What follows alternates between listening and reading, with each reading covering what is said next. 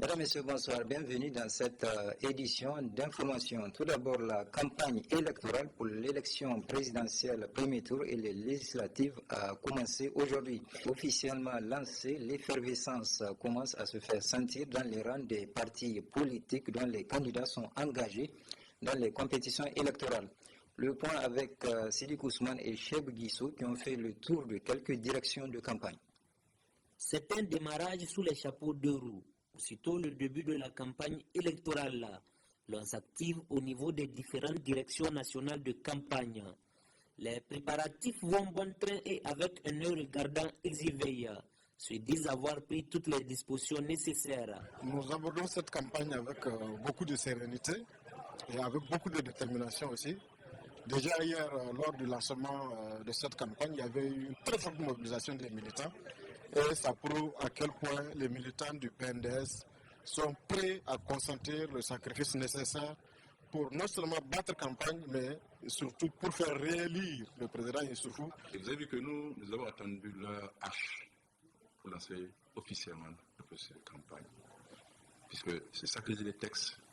Et lorsque vous voulez restaurer l'état de droit, la première des choses, c'est le respect des textes qui régissent le système électoral. C'est pourquoi nous avons attendu l'heure H pour lancer la campagne. Nous n'avons pas à faire des campagnes déguisées. Nous n'avons pas à faire à outrepasser les dispositions de la loi électorale. Et nous nous sommes organisés comme d'habitude, parce que nous n'attendons pas le jour J pour nous organiser. Les élections se préparent tout au long de l'année. Nous abordons avec beaucoup de sérénité.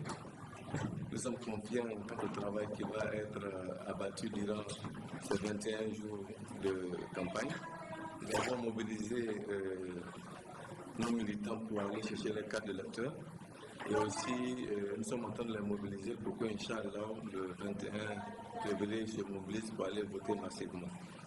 Les élections, bien que nous sommes une jeune formation politique, quand même, au sein du MPR Jamhouria, les leaders du MPR Jamhouria sont des hommes politiques aguerris et connus sur la scène politique nigérienne. Et c'est pourquoi nous avons pris le temps qu'il faut, malgré la relative, en tout cas, naissance récente du parti, de nous préparer pour pouvoir être sur le terrain. Une étape cruciale du processus électoral, d'où des vœux émis de part et d'autre pour son bon déroulement. Nous lançons un appel à l'endroit des Nigériens, c'est-à-dire au-delà des militants du PNDS, c'est un appel à l'endroit de tous les Nigériens pour qu'ils se mobilisent énormément. Je lance le cri de guerre. Le cri de guerre, c'est le combat. Le combat autour des thèmes. Donc, tous ensemble, comme veut le candidat. Rassemblons les Nigériens sans injustice et dans l'équité. Et dans, comme le dit le mouvement, Nation dans ce développement. Dans l'amourance, nous ramenons tous les Nigériens à travailler dans un cadre serein. Nous voudrons que ces élections, au niveau de nos militants, que ce soit des élections vraiment apaisées. Vraiment, il y a plein de choses qui se passent. Nous souhaitons que ces militants aillent dans la sérénité de voter et qu'ils ne cèdent pas aux provocations. Le message que j'ai à lancer à l'endroit du peuple nigérien, qui a aujourd'hui une maturité politique très forte, parce que l'électeur nigérien aujourd'hui n'est pas celui-là qui pouvait venir baratiner. C'est un électeur conscient de son rôle et de sa force en cette période-là, et qui sait ce qu'il veut, et qui se donne les moyens, justement, de donner la chance, en portant son choix au candidat qu'il estime être en mesure d'apporter des réponses à ses préoccupations. Top, c'est donc parti pour la campagne électorale en prélude aux futures échéances électorales de 2016. Présidentielle premier tour couplé aux législatives. Même si au niveau du parti moderne FA Lumana, ils disent encore attendre le début officiel de cette campagne. PNDS Taria a organisé une grande manifestation hier dans les locaux du nouveau siège. Le point avec Ibrahim Tikire et Halidou Brema. C'est dans les locaux de leur nouveau siège que les responsables du Parti nigérien pour la démocratie et le socialisme PNDS Taria ont procédé au lancement de la campagne pour les élections présidentielles et législatives. Pour la circonstance, les militants du Parti Rose et des partis alliés étaient au rendez-vous. Tout a commencé à partir de minuit par l'hymne du parti, suivi d'une série d'interventions. Intervenant le premier, le directeur de campagne de la région de Niamey a bossé l'état des réalisations faites sous l'ère de la Renaissance. Population de Niamey, depuis aujourd'hui, 1777 jours que son Excellence Issoufou Mahamadou est à la tête de notre pays, chaque jour a été un jour de combat. À chaque jour avait suffi sa peine. Grâce à Dieu et grâce à tous ceux qui ont fait confiance au président, nos institutions ont pu résister à tous les chocs. Nous avons travaillé à l'épanouissement du peuple et au développement du pays. Depuis Tesker, où se trouve le président du comité exécutif national du PNDS Taria, Bazoum Mohamed, a livré un message. Il a exhorté ses militants à resserrer les rangs pour plébisciter la candidature de Issoufou Mahamadou à la présidentielle le 21 février 2016. En procédant à l'ouverture officielle de la campagne, le directeur national de campagne, Oumoudou Mahamadou, a mis en exergue les atouts du candidat Issoufou Mahamadou pour un coup KO dès le premier tour. Au PNDS Tareya, nous nous engageons à respecter et concrétiser ces vœux. Et nous abordons ces élections avec la plus grande assurance et une sérénité olympienne. Et c'est là pour au moins 3 raisons.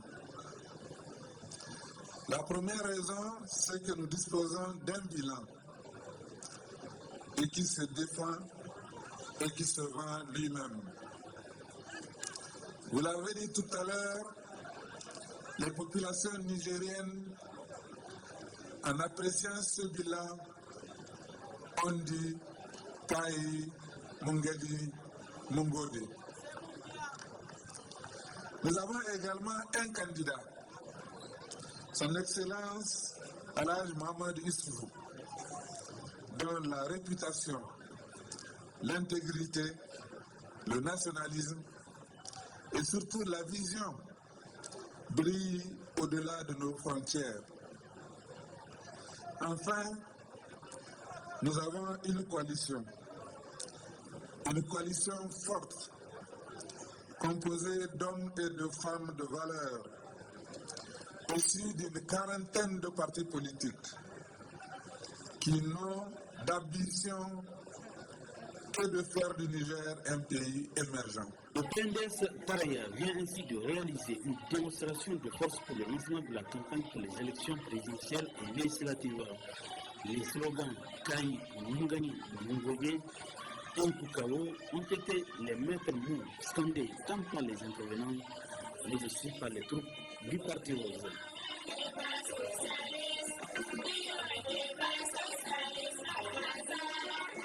Tout comme les autres partis politiques en lice pour les élections présidentielles premier tour couplées aux législatives, le MNSD Nassara a procédé aujourd'hui au lancement de sa campagne électorale. Le point dans le reportage qui va suivre.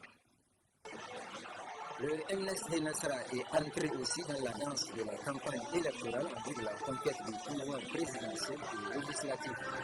Ainsi, au niveau de ce parti, toutes les dispositions ont été prises afin de rallier le maximum de personnes à la cause que défend ce parti. Légaliste que nous sommes, nous avons attaqué un match pour démarrer légalement nos activités de campagne pour la conquête du pouvoir. Je parle avec mon discours. Je ne ferai que qu'un cri de guerre, un cri de combat à la main de tous, militants et sympathisants, militants et candidats alliés. Je vous dis, je vous demande, comme le dit le slogan, tous ensemble pour élever l'espérance. Tous ensemble pour élever l'atmosphère. Sangou Oumarou, candidat au titre du MNSD Nassara pour le poste de président de la République, de dire les différents axes que prendra son programme dans cette démarche de conquête de pouvoir. Ce programme décline en 7 axes stratégiques. Les grandes lignes des ambitions que mon parti et moi-même nourrissons pour le Niger et son peuple. La sauvegarde et la promotion de la démocratie, de l'état de droit et de la bonne gouvernance. Aussi, le candidat du ministre Nassar envisage-t-il d'entreprendre entre autres actions, de mener une lutte permanente contre l'insécurité résilienne, le trafic illicite et le banditisme armé sous toutes ses formes.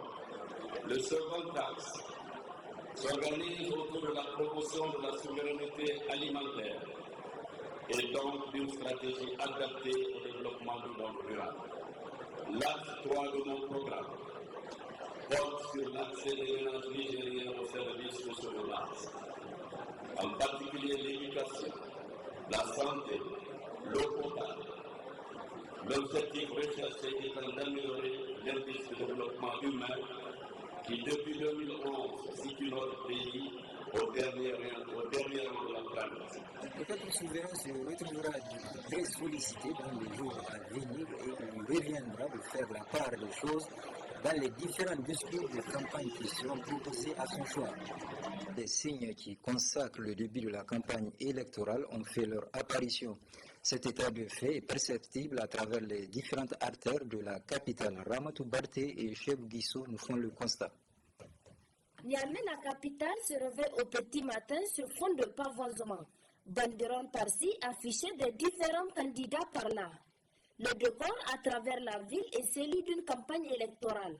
Le constat n'échappe pas aux citoyens. Tout ce qu'on peut voir, j'ai passé pratiquement au niveau des différents bureaux et directions des campagnes des partis. Et nous voyons que les partis politiques s'activent pour présenter leur programme aux citoyens. Donc je vois que tout se passe comme nous le souhaitons. Tout le monde s'active pour que ces élections puissent se dérouler dans de bonnes conditions. On a un peu fait le circuit dans la ville la nuit après 2 heures du matin et l'ambiance était très bonne. Et nous pensons que ça va continuer et ça va continuer plus que ça, que ce qu'on a vu hier. C'est ce que nous souhaitons.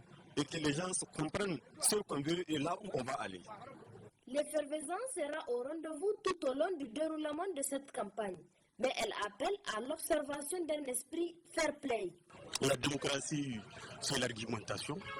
C'est pas la bagarre, c'est pas... Je pense que c'est les arguments. C'est la meilleure façon de faire la démocratie en cherchant à convaincre et non à s'aimer la désolation et autres. Quand même, je tiens à rappeler à ces candidats, qu'ils soient au présidentiel ou au législatif, de bien vouloir présenter leur programme à l'ensemble des citoyens, à chercher là à les convaincre. Tous les compétiteurs, chacun doit être serein et mettre à profit son plan pour avoir la mobilisation des militants à tous les niveaux et au niveau de la société. C'est ainsi dire, c'est une véritable opération de charme qui démarre, où les électeurs ferment l'objet de plusieurs sollicitations. Supervision de la sécurité et de la sûreté de l'aviation civile. C'est le thème du premier congrès statutaire du syndicat national des agents de l'aviation civile.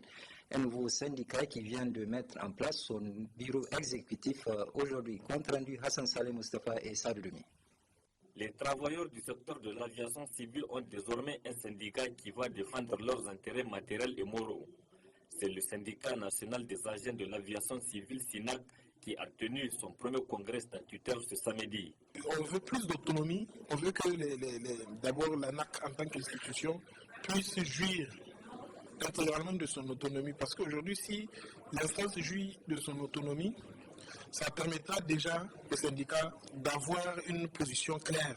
Là, on sait exactement à qui on aura affaire. On a un employeur en face, on sait à qui on aura affaire pour exiger les doléances, notamment les augmentations de salaire et autres avantages. Le congrès constitutif du syndicat national des agents de l'aviation civile, SINAC, donne mandat au nouveau bureau exécutif national élu de tout mettre en œuvre pour 1. La tenue régulière par l'ANAC des commissions paritaires consacrant la carrière des agents et du personnel. 2. La révalorisation de la valeur du point indiciaire VPI, conformément à l'article 340 du Code de l'aviation civile. C'est une équipe de 8 membres qui a la lourde tâche d'accomplir la mission à elle confiée. Le combat que nous allons mener dans l'avenir est celui de consolider cet acquis national en renforçant les structures en charge de l'aviation civile et en les dotant davantage des ressources nécessaires pour l'accomplissement de leur noble mission, qui est celle de la sécurité et de la sûreté de l'aviation civile. Le combat pour l'amélioration des conditions de vie des travailleurs au sein de chaque structure en charge de l'aviation civile est corollaire de la préservation de cet acquis national. Le représentant du ministère en charge du transport a encouragé les travailleurs de l'aviation civile pour cette initiative avant de faire part de la disponibilité du ministère pour tout dialogue.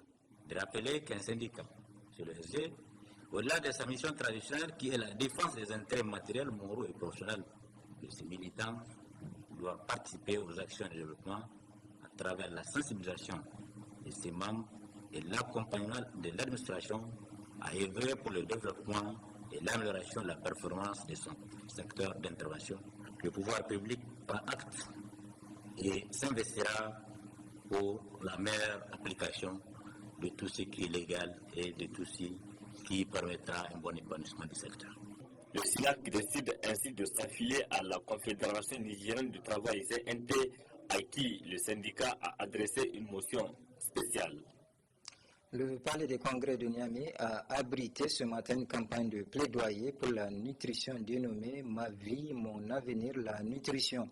Cette campagne initiée par un consortium de 14 ONG internationales et nationales vise à amener les candidats aux futures élections à prendre en compte le volet nutrition en tant que priorité.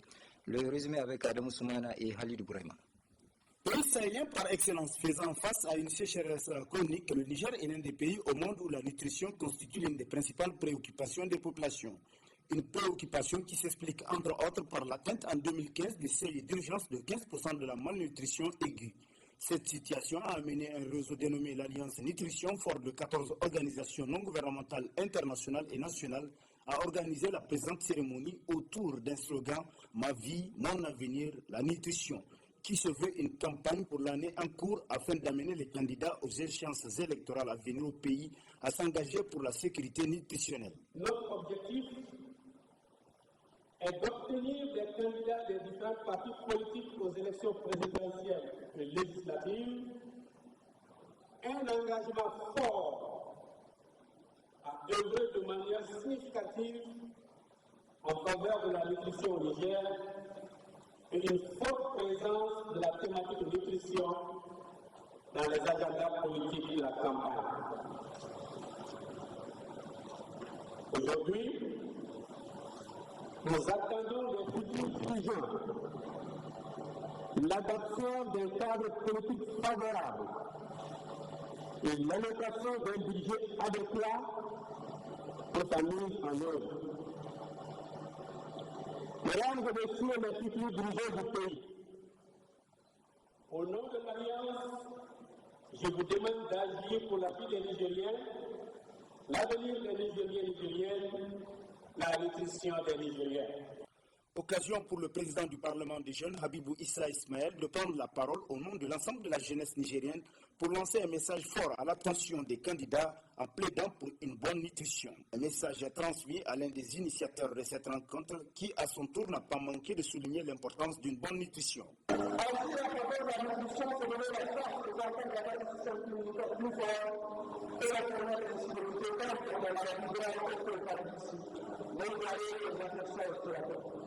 Agir à travers la nutrition, c'est donner la chance à nos enfants de bien comprendre et d'être en pleine possession de toutes les capacités cognitives lorsqu'ils arriveront à la vie.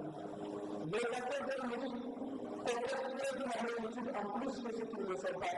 La nutrition est bonne, un véritable investissement pour l'instruction et l'éducation. Agir à travers la nutrition, c'est avoir un impact positif significatif sur la croissance économique du pays. Les candidats aux élections présidentielles et législatives ou leurs représentants présents à cette cérémonie, ainsi que le champion national de lutte traditionnelle Isaka Isaka, ont tenu à livrer leur message à l'assistance visant à apporter leur soutien à l'Alliance pour une nutrition saine. Tous ensemble, brisons le cercle vicieux de la malnutrition pour le développement du Niger. Ensuite, droit international et terrorisme, quelle protection pour les populations civiles? Tel est le thème d'une conférence publique organisée cet après-midi à l'université Abdou Moumouni. Cette conférence a été initiée par les acteurs pour la promotion des droits humains et le comité international de la Croix-Rouge. Compte rendu Michel Deji et Aboubakar Souley. Nous allons voir comment le droit international humanitaire va s'adapter à cette problématique du terrorisme, qui n'était pas véritablement à l'ordre du jour au moment de l'émergence et du développement des règles du VIH.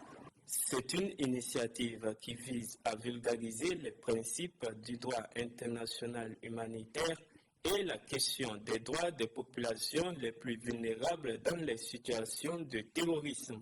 Aujourd'hui, le terrorisme préoccupe tout un chacun, même au fin fond de sa maison. Tu n'es plus en sécurité et voilà, aujourd'hui qu'on nous apprend quelle protection le VIH peut nous procurer, c'est une façon de sensibiliser la population, de les amener à prendre conscience du danger du terrorisme et comment éviter de n'être victime et de sauver toute une population. Et j'ai vraiment beaucoup appris dans cette conférence et je tiens à remercier le conférencier et le RAZAPRA et tous les partenaires. Je dois souligner qu'il faut saluer le dynamisme de ces jeunes qui ont quand même créé ce cadre qui nous a permis aujourd'hui d'assister à une école. Parce qu'il faut le dire, c'est un enseignement que nous venons de tirer de cette conférence. C'est une structure qui a pour objectif et mission de promouvoir et vulgariser le droit international humanitaire et les droits de l'homme à travers des conférences, des séminaires de formation, des ateliers, des colloques et même des concours de plaidoirie. Cette conférence alors s'inscrit dans le cadre de nos activités. Et vous n'êtes pas sans savoir que nous sommes dans un contexte très sensible où nous sommes où nous faisons face à des menaces terroristes. Et bien, le droit international humanitaire n'est pas étranger à la question du terrorisme, parce que dans les situations de terrorisme, il y a des victimes. Et les victimes sont principalement les populations civiles, la couche vulnérable. Alors, nous avons organisé cette conférence afin de sensibiliser les uns et les autres et de montrer quelle est la protection que le droit international humanitaire réserve aux populations civiles pendant ou bien en circonstances d'attaque terroriste. Et donc voilà un peu pourquoi nous avons organisé cette conférence. Une initiative soutenue par le CICR qui est au cœur des activités du plan d'action 2016 de ce rassemblement des acteurs pour la promotion et le respect du DIH et des droits humains qui a vu ses activités officiellement lancées en septembre 2014. L'Institut nigérien d'enseignement technologique INET a organisé ce matin sa première réunion du conseil scientifique suivi d'une conférence sur le thème Généralité sur l'harmonisation comptable internationale, réforme Cisco. Nasser Antoufo et Aboubakar Souley pour le compte rendu. Ce cadre créé par l'Institut nigérien d'enseignement technologique INET vise un double objectif, la présentation et la tenue de la première réunion du conseil scientifique conformément aux recommandations du ministère en charge de l'enseignement supérieur, suivi d'une conférence sur le thème Généralité sur l'harmonisation comptable internationale, réforme du Cisco. Depuis l'avènement du système LMD, les ministères en charge de l'enseignement supérieur a demandé à ce que chaque institut ait un conseil scientifique. C'est pour répondre à cette exigence que l'INET a mis en place son conseil scientifique et c'est aujourd'hui la première réunion, la réunion de présentation du conseil à l'ensemble des élèves et étudiants et à l'ensemble du corps professoral. La conférence, c'est à l'intention de tous les élèves qui sont inscrits en comptabilité et gestion des entreprises, que ce soit le niveau moyen, que ce soit le niveau supérieur. Et effectivement, maintenant, ils sont tous là jusqu'en année de licence. Initiative vivement appréciée par les participants du fait de la pertinence du thème. Je trouve l'initiative pertinente parce que c'est un point vraiment d'actualité, la réforme du Cisco. On a entendu parler de la réforme du Cisco, les étudiants aussi à chaque fois pendant les cours, on essaie de sensibiliser les étudiants sur cette réforme. Et par chance, l'Institut national technologique a fait venir donc un des experts comptables du cabinet FCA pour essayer d'animer cette conférence. D'abord pour les étudiants. On a déjà passé l'information aux étudiants, on les a donné des documents, une documentation sur la réforme. Maintenant, avec cette conférence, ils vont essayer maintenant de poser toutes les questions et les zones d'ombre.